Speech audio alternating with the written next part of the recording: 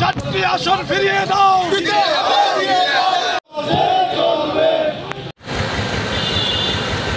জন্মের পর থেকে দেখে আসছি বাগেরহাট চারটি আসন।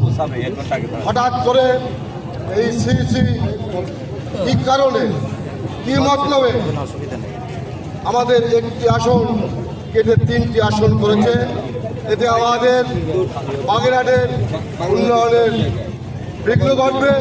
তাই আমরা আজকে সবাই মাঠে নেমেছি।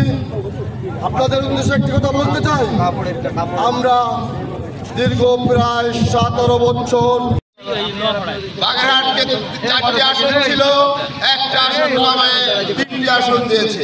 তাই বাগেরহাটের সর্বস্তরে সর্বদলীয় ঐক্য জোট কর্তৃক আয়োজিত আজকের এই অবরোধ কর্মসূচি চলবে।